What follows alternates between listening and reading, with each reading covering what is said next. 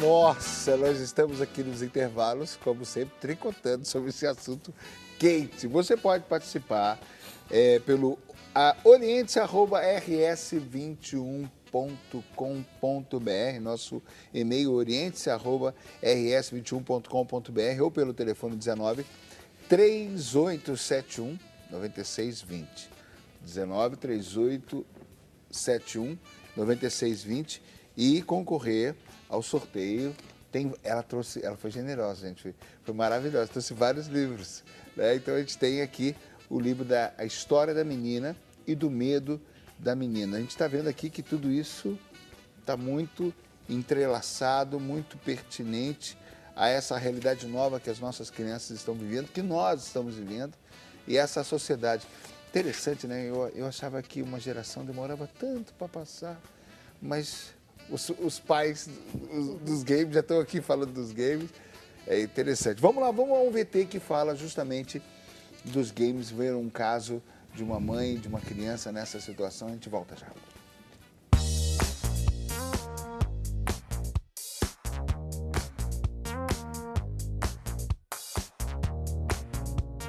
Quem não conhece uma criança que adora jogar videogame? Essa prática é muito comum entre crianças e adolescentes. Com um controle nas mãos e um jogo de guerra, João Pedro, de 10 anos, é capaz de passar horas se distraindo. É claro que existem outros brinquedos e formas de se entreter, mas a preferência dele é o game mesmo. Eu gosto mais de jogo de guerra. Mas tipo Modern Warfare 3, Call of Duty. A série Call of Duty é que eu gosto mais. Porém, tem alguns que eu gosto, tipo Battlefield, essas coisas. A Alessandra é mãe de João. Ela se preocupa com os tipos de jogos que o filho se interessa. Por isso, antes de comprar, procura informações sobre cada jogo. Ele fala pra gente qual jogo que ele quer, aí ele vai no site, pela internet, vai nos vídeos do YouTube, pesquisa o jogo, vê se é aquilo mesmo que ele quer. Às vezes ele loca primeiro o jogo pra ver se ele gosta de verdade. Aí depois é que a gente vai ver classificação, se ele pode ou se ele não pode jogar. João teve a oportunidade de acompanhar a tecnologia. Ganhou o primeiro game aos 6 anos de idade e hoje ele tem 4 diferentes modelos. O Xbox, o PlayStation 2, o PSP e o Wii. Mas será que ele tem tempo para jogar os 4 games? Um dia eu jogo um, outro dia eu jogo outro, mas o que eu jogo mais é o Xbox. Algumas pesquisas indicam que crianças que jogam videogame podem ser mais criativas que as que não jogam. Mas o uso excessivo desses equipamentos eletrônicos pode causar sérios danos à saúde e até prejudicar o rendimento escolar. Na matéria da escola, você não acompanha direito quando você joga demais. Você fica muito pensando naquele jogo, daí você não copia as coisas que estão na lousa, não ouve as explicações da professora. João sabe também que o excesso de horas na frente de um game pode causar irritação nos olhos. Meu olho fica ardendo um pouquinho. Eu faço assim toda hora. Preocupada com a dependência que o brinquedo pode causar, a mãe não se descuida. Está sempre por perto para orientá-lo e também para impor limites.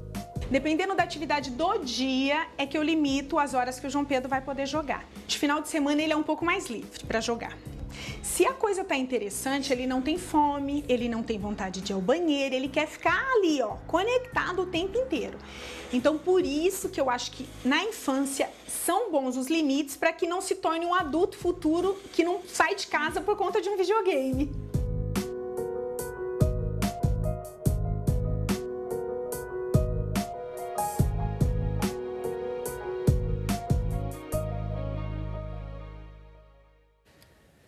Meu amigo Ricardo Chagas estava querendo traduzir a matéria. Eu preciso que você me traduza a matéria, porque eu já não sou o pai dessa geração. Diga aí. Então vamos lá. A matéria falou sobre 4 plataformas de videogame. Então já marca a geração do excesso, né? Ele começou com uma categoria, já foi para outra e essas têm multiplataformas. E no caso do jogo que ele apresentou, não é para a faixa etária dele, é um jogo inadequado para menores de 18 anos. A mãe deixou bem claro que a criança escolhe o jogo na internet e diz aos pais aquele que ele quer. E depois os pais, com muita boa vontade de dar para a criança aquele presente, vão lá e pagam às vezes 170, 250 reais naquele jogo e entregam um game, que aquele que apareceu, não vou nem citar o nome do jogo, para não fazer comercial ainda mais. Ótimo. Até convido a vovozinha que ligou, como é o nome dela? A Marli. A dona Marli, nesse momento, se ela puder chamar o netinho dela de 14 anos para ouvir o que eu vou falar, para ver se ele concorda, discorda, ou ajudar também a explicar para ela sobre esse conteúdo do jogo. Mas o game que foi apresentado é um game em primeira pessoa, é um simulador de guerra. Você mata em média 30 mil pessoas num game como esse. Ele tem duração assim, de 10 a 15 dias para você zerar um jogo. Zerar um jogo significa jogar do início até o final. Ou ele não tem fim, que ele tem a plataforma online, onde você disputa com pessoas do mundo inteiro.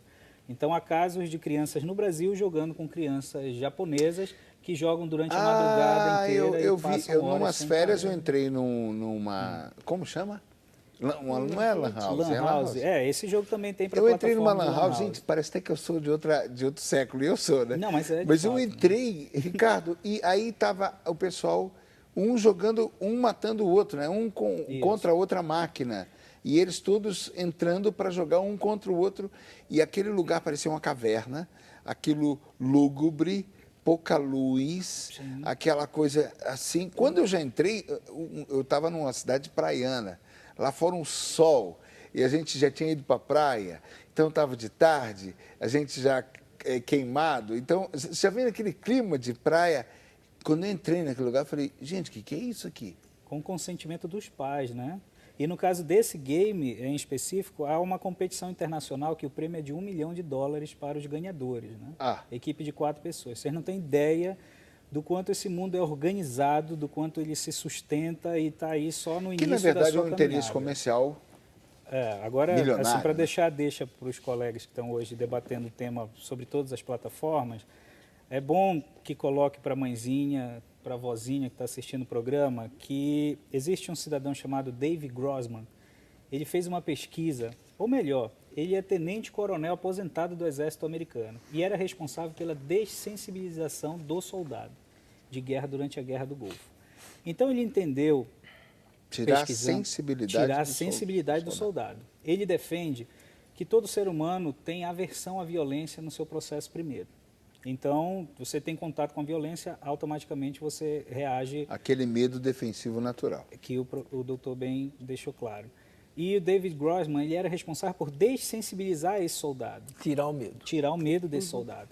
E quando colocava o soldado no campo de tiro, esse medo não diminuía. E quando colocava o soldado no simulador de tiro, no jogo de videogame, dentro do Exército, essa capacidade de dessensibilização aumentava. Então, esse mesmo princípio de dessensibilização é o que tange hoje o comércio dos games de simulação de guerra. Então, ou seja, o game está tirando a sensibilidade dos nossos filhos. É o mínimo que ele faz. Tem jogos, por exemplo, como o GTA, que é um jogo muito famoso e que muitas crianças jogam, também um jogo inadequado para menores de 18, que o objetivo do jogo, o contexto do jogo, é que você é um traficante, trabalha para o tráfico, tem missões que tem que matar 50 pessoas em 1 minuto, por exemplo. Você queima pessoas, você faz sexo com as pessoas e na depois última mata versão, as pessoas. O estupro. O estupro muito bem caracterizado, né? Então, a gente está aí na sociedade e depois não entende como aquele cidadão entra no consultório odontológico, queima depois de roubar a dentista e na entrevista diz assim, eu não queria matar, mas eu toquei fogo. Então, são reações que até o poder de segurança pública deve pesquisar o que ele joga, o que ele faz na hora de folga, que tudo isso está formando o novo cidadão para esse novo tempo. Agora, é uma discussão muito mais ampla. Agora, ao mesmo tempo, a gente vai pensar, não é? Essa mãe está muitas vezes sozinha, essa avó está tão sozinha que ela está pedindo ajuda, né? E ela não é a única responsável pela educação, neste caso, já que é uma questão moral, não é, da não violência, por essa criança. Então, veja, o que esse menino fala assim no vídeo que a gente viu, eu depois fico desconcentrado para fazer a tarefa, mas se a gente prestar atenção no que ele fala, eu fico desconcentrado para copiar da lousa o que a professora passa. Então, olha só. E ele chegou a dizer, a gente fica pensando no jogo. Mas olha só o problema. A gente vive num mundo de tanta tecnologia, tantos prazeres, tanta possibilidade fora da escola, tá certo? Lá que ele tem todos aqueles recursos na casa dele, e a escola continua passando matéria na lousa pré-histórica, né? Para que este menino copie. Então, veja, onde é que essa avó vai encontrar outros pares para que ele possa conviver? Se ele só tem ele e essa geração que nós vivemos hoje, neste momento pós-moderno, é de cada vez mais de menos primos, menos familiares, menos famílias estendidas, como diriam, né?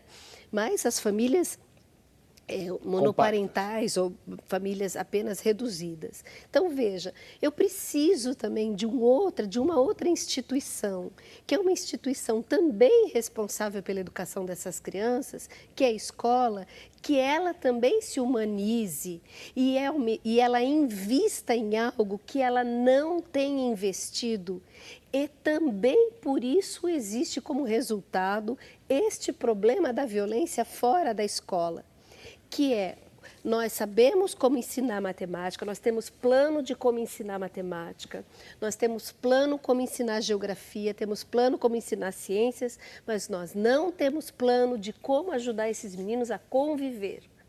Ou seja, os conflitos cotidianos, na verdade, eles são evitados, eles são contidos, porque eles são, na verdade, vistos pelos professores como um perigo e não como uma oportunidade de, no momento da convivência, porque como é que o menino vai aprender? Ou seja, a gente joga água fria na fervura para acalmar e deixar para lá a situação então, depois. Só que ele nunca terá a oportunidade de aprender a conviver se não for na convivência.